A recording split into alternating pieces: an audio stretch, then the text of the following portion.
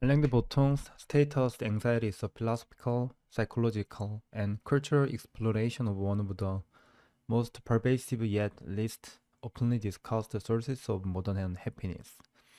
The fear of failing behind in the social hierarchy and the accompanying dread of being judged as inadequate. The Botung argues that while material conditions in modern societies have improved dramatically, anxiety about status has intensified rather than diminished. The book examines why this anxiety is so powerful, how it is sustained by social structures and cultural narratives, and what strategies individuals can adopt to reduce its grip on their lives. Drawing on philosophy, history, sociology, literature, and art, the Botung offers both diagnosis and consolation, aiming not to eliminate ambition altogether, but to free individuals from excessive dependence on external validation. The book begins by defining status anxiety as the worry that one's social position is low or declining, and that this position will attract contempt, indifference, or pity from others. The Boton emphasizes that status is not merely about income or occupation. It also includes respect, recognition, and a sense of being valued. Humans are deeply social creatures, and our self-esteem is heavily influenced by how we believe others perceive us. In societies where status differences are highly visible and constantly evaluated, this dependence becomes a chronic source of distress. Status anxiety manifests in shame, envy, resentment, and a persistent fear of failure. A central argument of the book is that status anxiety is especially acute in meritocratic societies. In traditional hierarchical societies, social positions were largely fixed by birth. And while this rigidity was unjust, it offered a certain psychological clarity. In contrast, modern societies promise equality of opportunity and encourage individuals to believe that success is the result of talent and effort. While this ideal appears liberating, it has a dark side. Failure is interpreted as a personal fault rather than a structural outcome. When everyone is told they can succeed, those who do not are led to believe they deserve their position. The Botung argues that this moralization of success and failure intensifies shame and self-reproach. The Botung traces the historical development of status anxiety, showing that while concern with rank has always existed, its emotional weight has grown in modern times. The decline of religious frameworks that once provided meaning and consolation has left individuals more reliant on worldly success for a sense of worth. At the same time, the rise of consumer culture and mass media has made comparison unavoidable. People are constantly exposed to images of wealth, beauty, and achievement, often presented as normal or easily attainable. This exposure distorts perceptions of what is typical and fuels dissatisfaction with ordinary lives. The book intensifies several key causes of status anxiety. One is lovelessness, which the Botung defines as the fear of not being loved or respected. Status becomes a proxy for love, a way of securing admiration or attention in a competitive social environment. Another cause is snobbery, the tendency to judge people's worth based on external markers such as occupation, education, or income. The Botung argues that snobbery is not merely a personal failing, but a social habit reinforced by institutions, language, and cultural norms. When societies routinely rank professions and lifestyles, individuals internalize these rankings and apply them to themselves. Expectation is another major source of anxiety. Modern culture encourages people to aim high, to maximize their potential, and to avoid to view ordinary contentment as insufficient.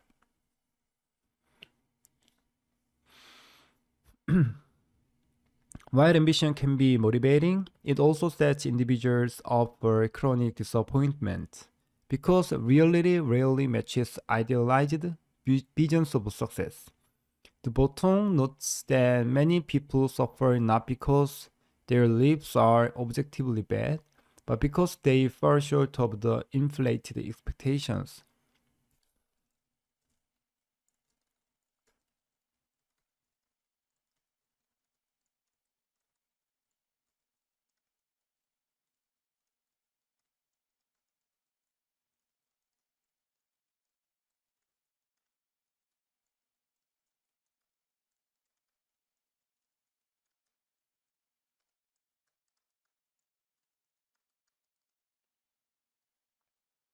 Mm.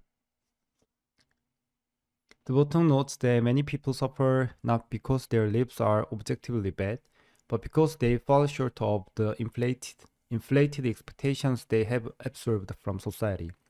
The gap between aspiration and reality becomes a breeding ground for frustration and self-doubt.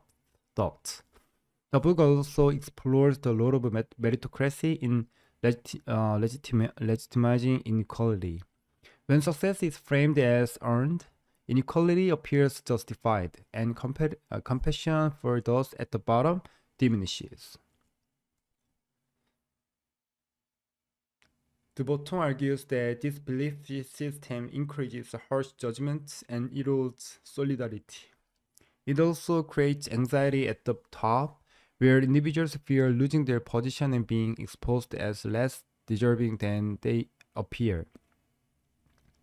Status anxiety therefore affects all levels of society, not only those who are economically disadvantaged.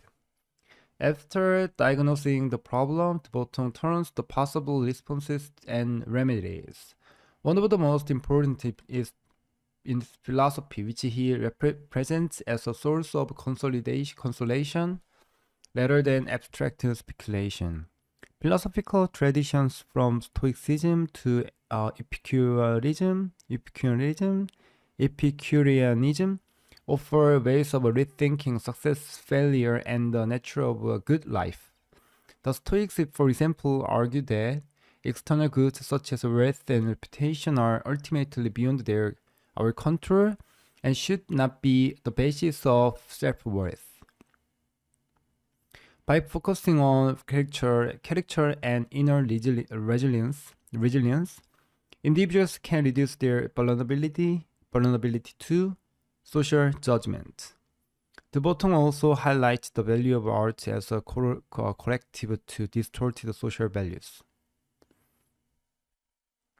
Art can dignify ordinary experiences and challenge narrow definitions of success. By portraying everyday life, manual labor, and quiet moments with seriousness and beauty, art reminds viewers that worth is not limited to prestigious roles or extraordinary achievements. Literature, painting, and film can cultivate empathy and broaden the range of lives that are seen as meaningful.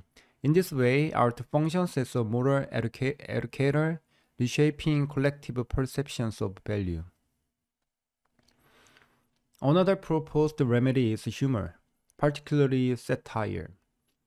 Humor exposes the absurdity of status distinctions and undermines the authority of those who take themselves too seriously. By laughing at pretensions and social hierarchies, individuals can gain distance from them. The bottom suggests that humor allows people to acknowledge their anxieties without being overwhelmed by them. It provides a way of coping that is neither denial nor despair. De Botton also discusses the importance of redefining success on personal terms. Instead of accepting society's metrics critically, individuals can reflect on what genuinely brings them fulfillment. This may include relationships, meaningful work, creativity, or service, rather than wealth or prestige. While it is difficult to completely escape social pressures, conscious reflection can weaken their influence. De Botton acknowledges that this process requires courage because it often involves disappointing others or accepting a less admired path.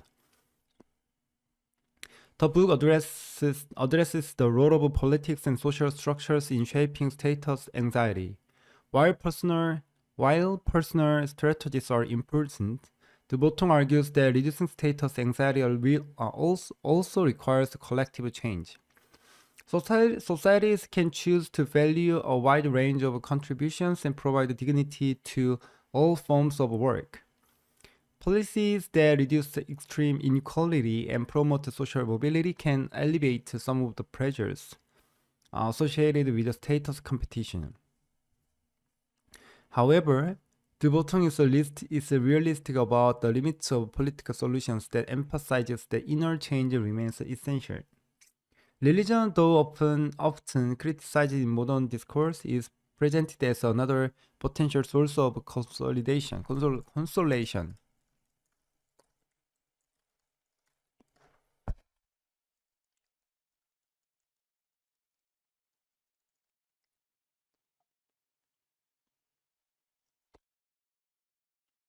The consolidation of power, the consolidation of Japan's banking industry.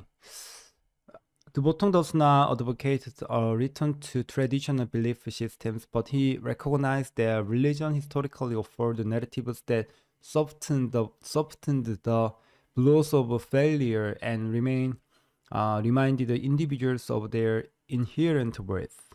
Concepts such as grace, forgiveness, and the equal value of souls countered the harsh judgments of worldly hierarchies. In a secular age, De Botton suggests similar ideas can be adapted without requiring literal belief. Throughout the book, De Botton uses vivid examples and anecdotes to illustrate his points. He draws on the lives of historical figures, writers, and philosophers, as well as on everyday situations such as career disappointments, social comparison, and feelings of envy. His tone is sympathetic rather than accusatory, acknowledging that status anxiety is a natural response to social conditions rather than a personal weakness. This empathetic approach is central to the book's appeal, as it invites readers to reflect their own anxieties without shame. One of the strengths of status anxiety is its interdisciplinary approach. De Botton weaves together insights from economics, sociology, psychology, and philosophy, creating a rich and accessible analysis. He avoids technical jargon and writes in a style that is both intellectually engaging and emotionally resonant. This accessibility allows the book to reach a wide audience, including readers who may not normally engage with philosophical texts. At the same time, the book has been critiqued for offering comfort without demanding structural change. Some critics argue that De Botton's emphasis on personal consolation risks downplaying the real harms of inequality and injustice. While De Botton acknowledges these issues, his primary focus remains on the inner experience of anxiety rather than on activism or systemic reform. The limitation reflects his broader project, which is less about prescribing policy and more about reshaping perspectives. Ultimately, status anxiety invites readers to question deeply held assumptions about success, worth, and happiness. It challenges the idea that life is a competition with clear winners and losers, and suggests that much suffering arises from unnecessary comparisons. By exposing the cultural roots of status anxiety, the bottom empowers leaders to see their fears as shared and socially produced rather than purely personal. This recognition alone can be a source of relief. The book concludes with a call for greater kindness both toward oneself and toward others. The bottom argues that recognizing the fragility and arbitrariness of status should make people more compassionate. Everyone is vulnerable to misfortune. Misunderstanding, and failure, and no position is permanently secure. By loosening the grip of status anxiety, individuals can cultivate more authentic relationships and a more generous view of human worth. In summary, status anxiety offers a thoughtful and humane exploration of a central problem of modern life. It does not promise a complete cure, but it provides tools for understanding and managing the fear of social judgment. Through philosophy, art, humor, and reflection, the bottom encourages the leaders to reclaim their sense of value from external measures. The book's enduring relevance lies in its ability to articulate a common but often unspoken anxiety and to offer consolation without cynicism.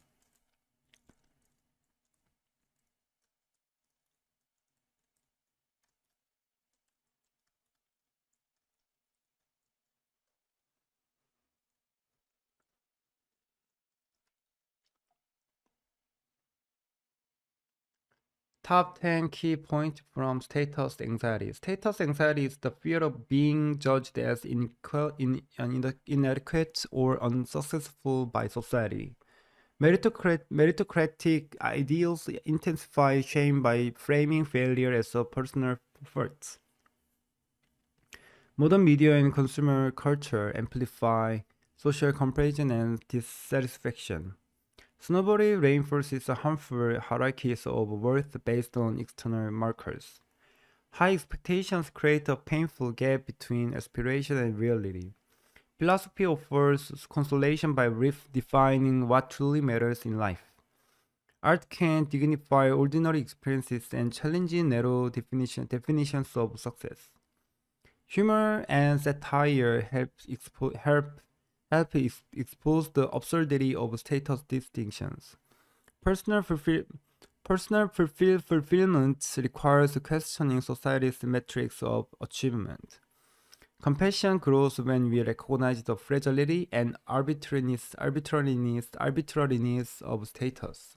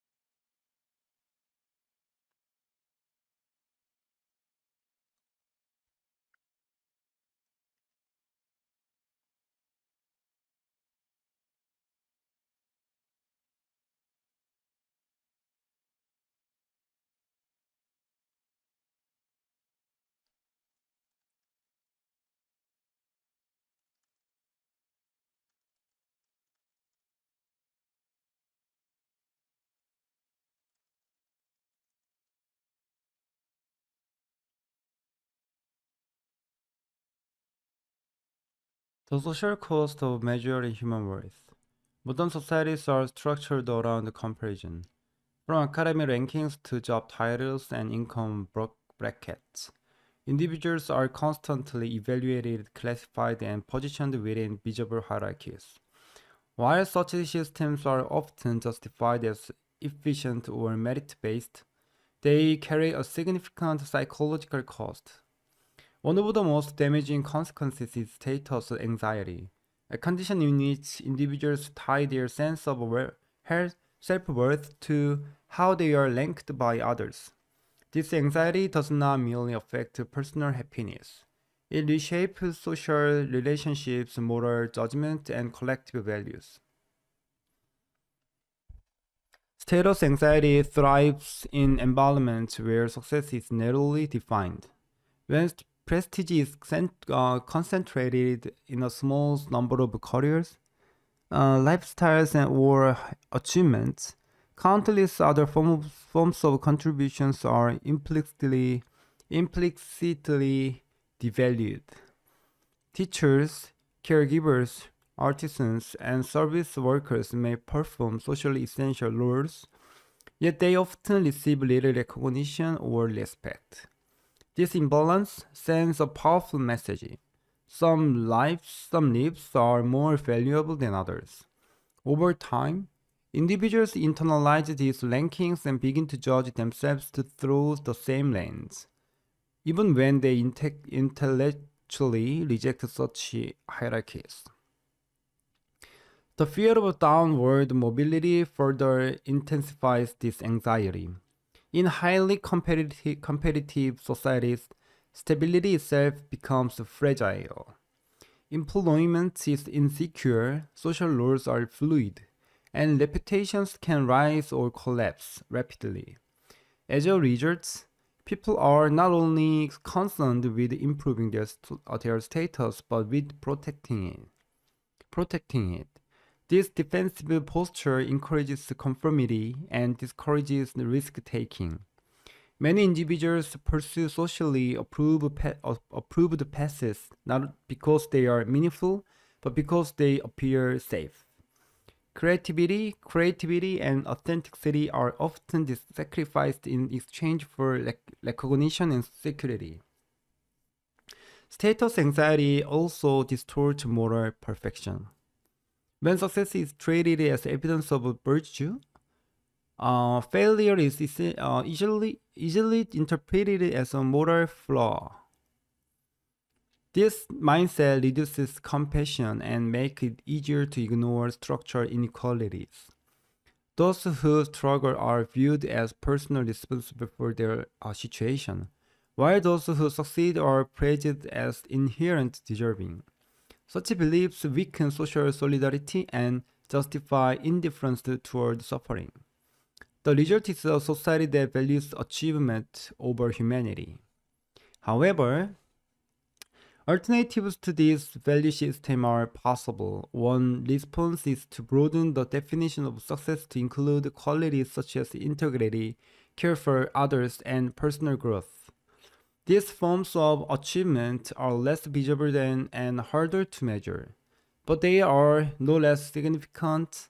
When societies celebrate only what can be quantified, they overlook the deeper dimensions of a good life. Reclaiming these values requires cultural effort as much as individual reflection. Another important remedy lies in cultivating perspective. Recognizing the role of chance in success can soften harsh judgment of both oneself and others. Birth, circumstance, timing, health, and access to opportunity all shape outcomes in ways that individual effort cannot fully control. Acknowledging this reality does not undermine responsibility, but it restores humility. It reminds individuals that social rank is often a poor measure of character or worth. Ultimately, reducing status anxiety requires both inner and outer change. Individuals can learn to question inherited standards and resist constant comparison. But societies must also create environments that grant dignity across differences. When respect is not reserved for the visibly successful, people are freer to live according to values that are genuinely their own. In such a condition, status loses its power to define identity, and human worth becomes less conditional.